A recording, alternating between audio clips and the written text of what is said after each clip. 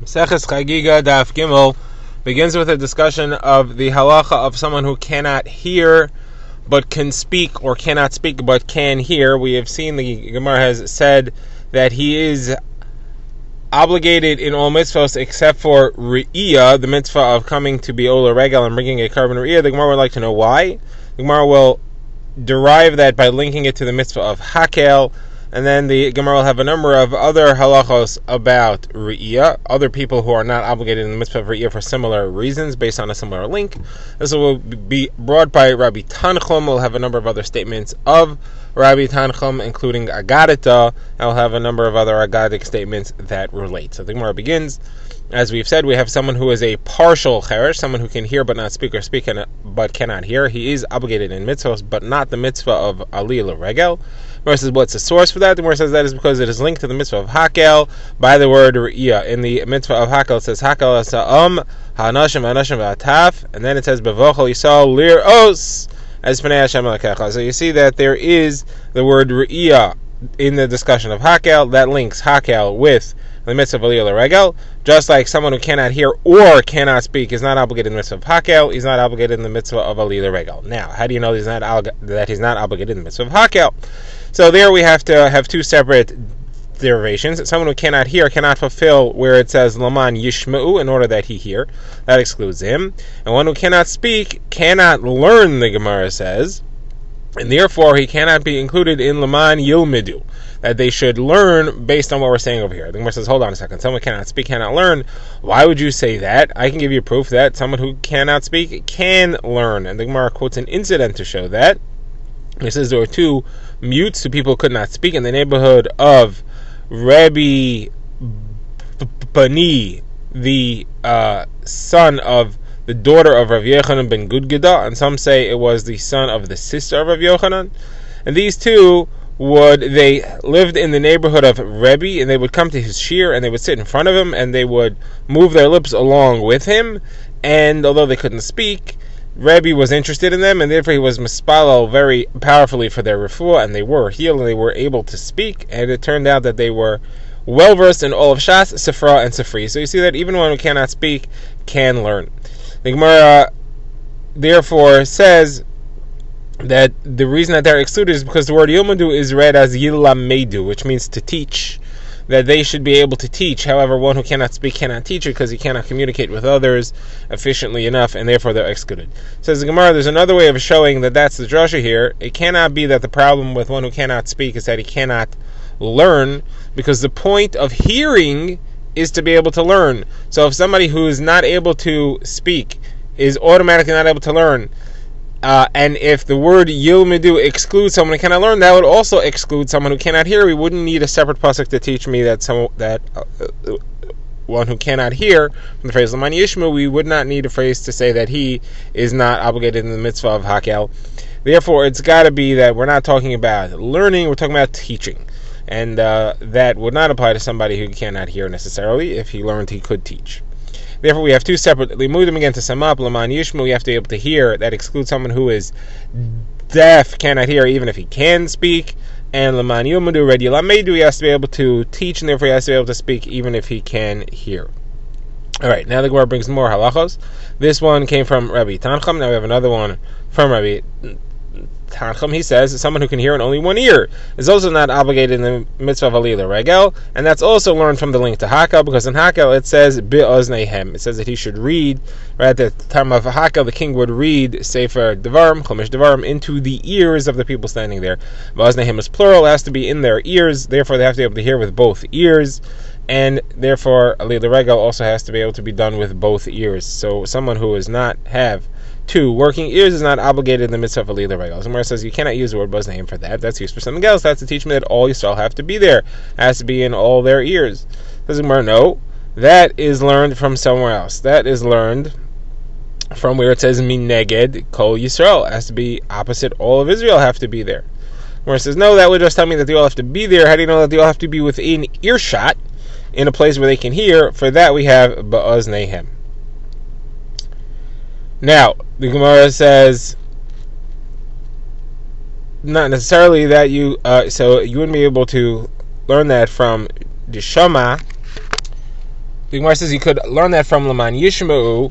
You should be able to learn that from Laman Yishma'u. Therefore, Ba'aznahem is not needed, and Ba'aznahem is available for the drasha to teach me that they have to be able to have both working ears. Now, another statement of Rabbi Tanchum is that somebody who is lame in one leg is not obligated in mitzvah v'riyah, and that's because it says rigalim. It's called aliyah leregel. It's called shalosh rigalim. Rigalim is plural legs. Both legs have to be working legs. Gemara says, but we use that for a different drasha. We use that to exclude somebody who has a wooden leg.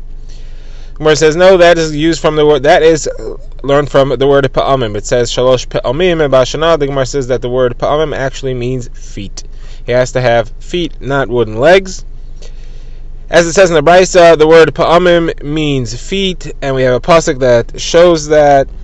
So the Gemara quotes a pasuk in Yeshaya where it says, Tir Misena, Regel, Ragli Ani, Pa'ame Dalam will be stepped on by the feet of the poor, and the Pa'ame of the poor. So Pa'ame again there means feet.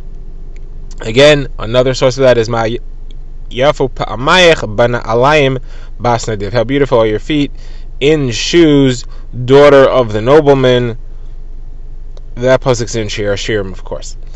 Now, the Gemara is going to give a few drashas on this, take a sidestep to discuss this. The Gemara says what is referred to by the Nediv, what is Ma Yafu Pa'amayech Bana Alayim Basnadiv. So the Gemara says, how beautiful are the footsteps of Yisrael when they go to be Ola Regel.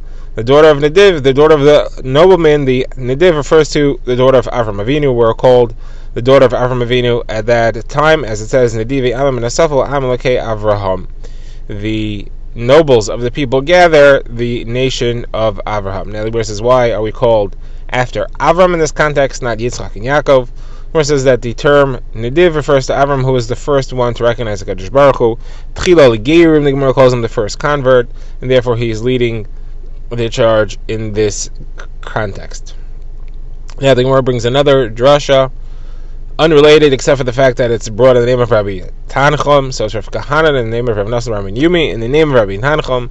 When Yosef was thrown into the pit, it says the pit was empty, did not contain water. That's redundant. If it's empty, it obviously doesn't contain water. That means to tell me that it was only water that it didn't contain, but it did contain snakes and scorpions. Now the Gemara brings an incident to teach us another drasha.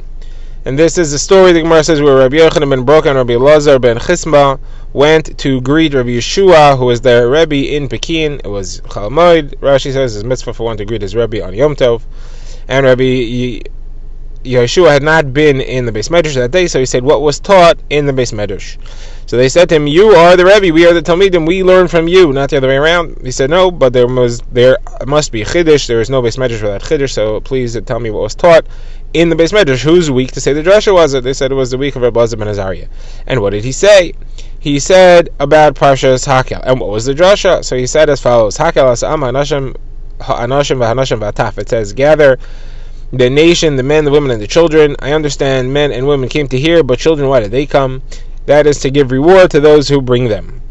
Said Rabbi Yeshua, wow, you had such a great jewel, and you were thinking of withholding it from me. How could you do that? Now, further drasha that was said, it says, as Hashem emarta hayom v'Hashem hemircha hayom. We praise Hashem today, and Hashem praised us today. HaKadosh Baruch Hu links the praise of Klal Yisrael to Him, and His praise to Klal Yisrael. He says, you made me a unique praise in the world, and I'm going to make you a unique praise in the world. You said, Shema Yisrael Hashem Elokeinu Hashem Echad. We are unique and unified. We said Hashem is only unified in one, so He'll also say the same thing about us, as it says, Umi ka'amcha Yisrael goy echad ba'aretz. We are a unique and unified nation on earth. Now, another drasha that was said, this one is not clear if this was Rabbi Yeshua who said it, or if it was a continuation of Rabbi Elazar ben Azariah's drasha. But he said on the pasuk in Koheles, Divrei Chachamim, the words of the wise are, Kidarvoinois uchemasmeros netuim bale asufais nitnu meiroya echad.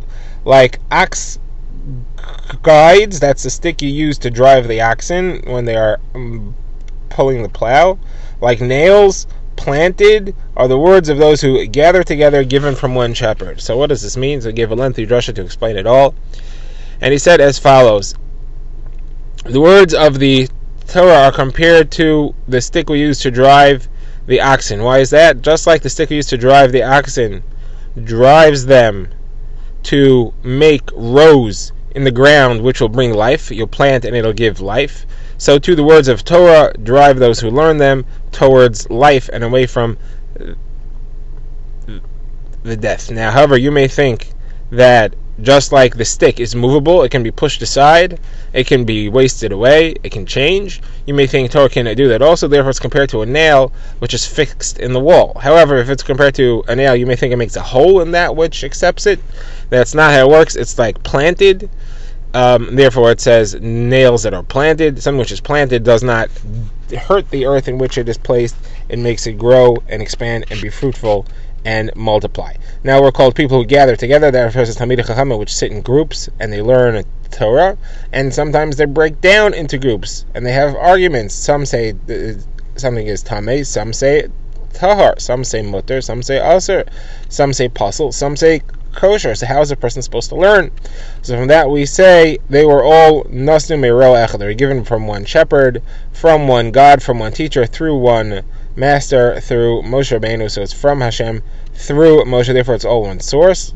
Like it says, so therefore we should make our ear like a funnel. We should gather all the different opinions together, and we should learn and understand and come out with a halacha based on all that. We should hear those who say tamei, those who say tahar, those who say mutter, those who say aser, those who say pasul, those who say kosher, and have one.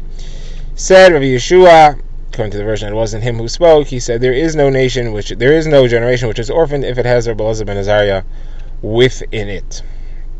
Now the Gemara asks, why didn't they just tell him straight? Why did he have to worm it out of them? The Gemara says that was because they were wary of a different incident that happened with Rabbi Yossi ben Damascus, who went to visit Rabbi Eliezer in Lud, also on Yom Tov, and he said, what chiddush happened in the Beis Medrash? And he said the chiddush that happened was that they got together and they voted and decided that the lands of Ammon and Moab, which is across the Jordan River, what we call Ever HaYarden, they do not have the halachos of Shemitah, but they do have the halachos of Meiser. You do have to take Meiser on a Shemitah year. Now generally, land within Eretz Yisrael is obligated in Shemitah, and in the Shemitah year there's no Meiser. However, this area does not have Shemitah, and therefore does have Meiser. Now he said that's a vote that we took today in the Beis Medrash. So Rabbi Eliezer reprimanded him, and he said, put out your hand and catch your eyes, which means he became struck with blindness.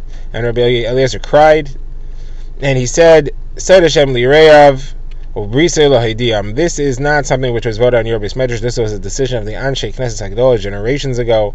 I learned it from my Rebbe, who was Mekabel from Rabbi Yechon ben Zakkai, from his Rebbe, all the way back to Anshe Knesset Hagdolah. As clear as the Achal Moshe Misinai. Those lands are not obligated in Shemitah because only the Kedusha, the second Kedusha, where Klal Yisrael came back from the exile after the destruction of the first Beis Hamikdash, that Kedusha is permanent, and there they were not Mekadesh those areas. The first Kedusha of Moshe Rabbeinu, where they were Mekadesh those areas, is not permanent, so those areas do not have Kedusha as Eretz Yisrael as far as Sechel Shemitah, and they left them aside, and they were not Mekadesh them when they came back, specifically for this reason, in order that it should not have the Halachos of Shemitah, so that the poor people should have where to get food from, since there is no land, nothing that's plowed, and nothing that's grown during Shemitah, and therefore, obviously, they will be obligated in Meiser, because that is money that goes to support the poor. Meiser Ani, like a Chikhapeya, things like that. Those are all mitzvahs which we want to have for Shemitah, which we want to have so that the poor will have what to gain from. Now he had cried in order to begin his tefillah, and he prayed for the healing of Rabbi Yossi, and he was able to regain his vision. The Gemara says the reason why he did that, the Gemara doesn't say, but the Mepharshim explained the reason why he did this was because by him attributing the halacha to the wrong source, it was as if he was more halacha l'fnei rabbo, as if he gave a halacha in front of his teacher that incurs the death penalty. In order to save him, he made him blind, so he was considered to be like he's dead, and then he was able to heal him and cure him from that. Okay, now the Gemara goes back to the topic of a shota, which we had seen, not obligated in. In mitzvahs, the Gemara wants to know what's the definition of a shota. So Gemara quotes a brisa. Shota is somebody who performs the following three actions. Gemara will discuss if it's one of them or all three. That is, he walks out at night alone, or he sleeps in the cemetery, or he tears his clothing for no apparent reason.